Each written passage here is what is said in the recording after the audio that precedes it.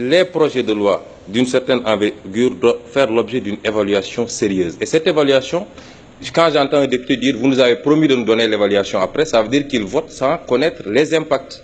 Nous devons avoir tous ces documents avant d'apprécier la qualité des réformes qui nous sont proposées.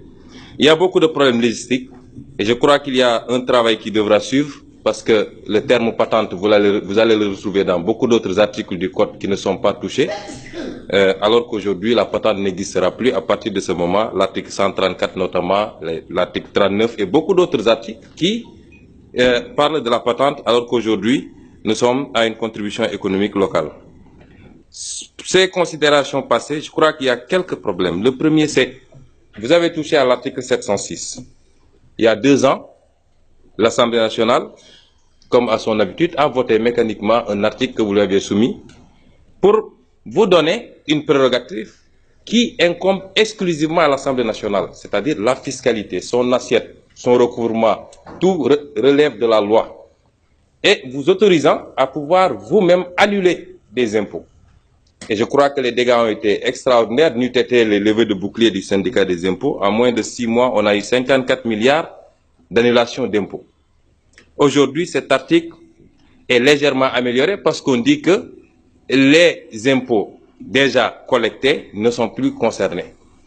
Et je crois que parmi les dossiers qui ont fait l'objet d'annulation, il y avait beaucoup d'impôts, de TVA collectés et non reversés, de retenues à la source sur les salaires non reversés, ce qui est un crime si on s'en réfère au Code général des impôts et qui ont bénéficié d'exonération. La notion de gêne, ça recouvre quoi? Est-ce qu'une entreprise qui a fait 25 milliards de bénéfices peut dire que je suis dans le gêne, j'ai fraudé, j'ai été redressé et je veux qu'on m'annule les impôts que je dois aux Sénégalais? C'est autant de choses qui nous préoccupent et cet article n'a pas sa place dans un Code général des impôts, je persiste. La taxe sur les jus, je suis désolé, j'ai entendu quelqu'un parler de importer ou exporter, mais l'article 411, où vous l'avez inséré, concerne tous les produits, qu'ils soient produits localement ou importés. Et dans la formulation, ce n'est pas précisé. Ça veut dire que tout jus est concerné. Et ça pose un problème.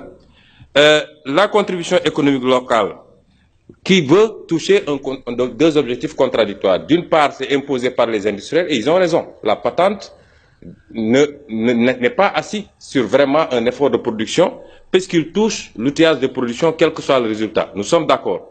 Mais quand vous voulez passer de cette taxe à une taxe beaucoup plus juste par rapport au secteur des services et tous les autres secteurs, et vous l'asseyez maintenant sur la valeur ajoutée, qui est une notion volatile. La valeur ajoutée, elle peut monter ou descendre d'une année à une autre. Une entreprise peut même se retrouver avec une valeur ajoutée de la moitié de l'année précédente.